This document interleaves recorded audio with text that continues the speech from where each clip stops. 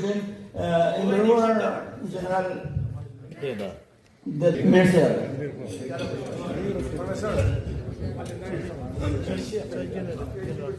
Të nderuar shumë respektuar nismëtar, grupi i punës i këtij kuvendi mbar kombëtar doja ta quaja unë.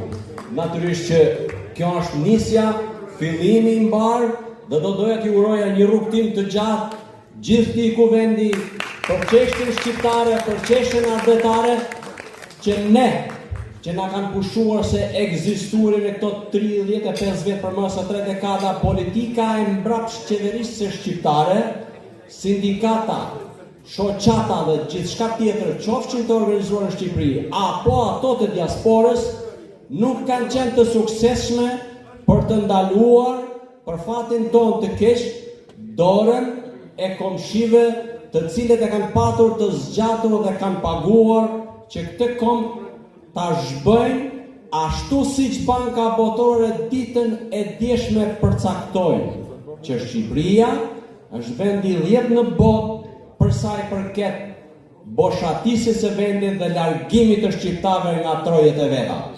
E për ta shmangur këtë, unë doja të përgëzoja dhe të falenderoja iniciatorët e nismëtarët e këtij kuvendi, që është e pamundur që gjithçka në platformën e saj të diskutohet e të prezantohet në një ditë si kjo. Por është plotësisht e mundur që ne të japim kontributin e të kujtojmë çfarë një nga presidentët më të mëdhenj të Amerikës, John F. Kennedy, ka thënë. Mos pyesni se çfarë Amerika bëri për ju, por ktheuni dhe pyesni vetët çfarë ju bët për Amerikën. Pra ne do t'i bëjmë pyetjen vetes si shqiptar kudo që ndodhemi brenda dhe jashtë kufive të vendit të amë, çfarë ne kemi bërë? A jemi e vërtet indiferent? A jemi paksa të papërgjegjshëm që i lëm të tjerë të ecin të pamençur, të pa zot për të realizuar ndoshta projekte çubriloviçane për ta zhbërë, për ta përçarë dhe për ta hequr nga harta e Evropës ku Shqipëria ka qenë, është dhe do të mbetet aty ku Zoti e ka lënë, më e vjetra e Evropës. Por edhe Akademia e Shkencave e Shqipërisë dhe akademitë e tjera nuk kanë dalë mbant pak në këto 34 e fundit të krijojnë një histori dhe një, si mo të themi, histori të kombit shqiptar në përgjithësi të thotë. Nuk ja kanë dalë mbant. Kemi pjesë të historisë që akoma sot e kësaj dite nuk dim se si ti referohemi dhe nuk dim se çfarë ne do t'japim në për shkolla për brezat e ri.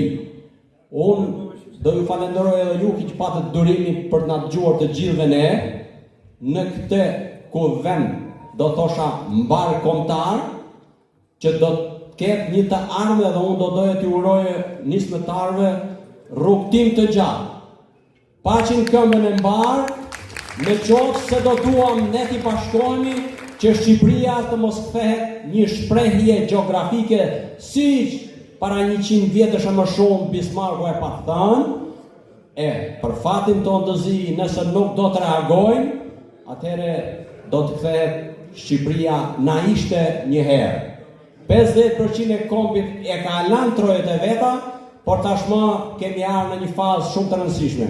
Atë ku diaspora po na thret ne që jetojmë në vendin tonë për të reaguar larg ndikimeve partijake e politike, larg interesave personale, por mbi gjitha ajo çfarë sot është një thirrje e madhe dhe emergjente për gjithë shqiptarët kudo që janë, brenda dhe jashtë kufive.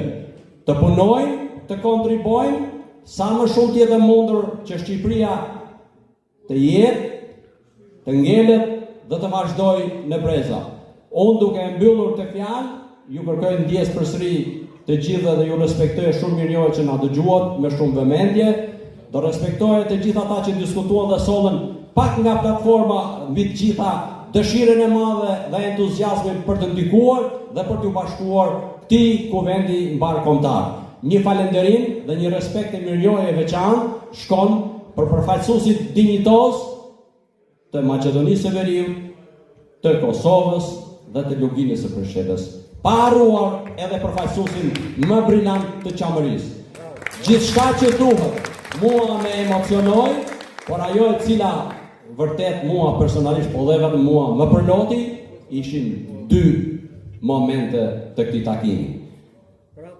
Cuca nga Dibra që recitoi dhe na përloti, që tregoi historinë e Shqipërisë së vërtet, dhe artisti nga Qamëria që këndoi e recitoi ato të cilat Shqipërisë i kanë ndodhur. E për ta frenuar këtë fatkeqësi, duhet tashmë të ikim nga fjalët, të kalojmë në vepra. Faleminderit dhe shumë suksese e respekte më për ju dhe për të gjithë ta që patën durim për të na dëgjuar deri në fund.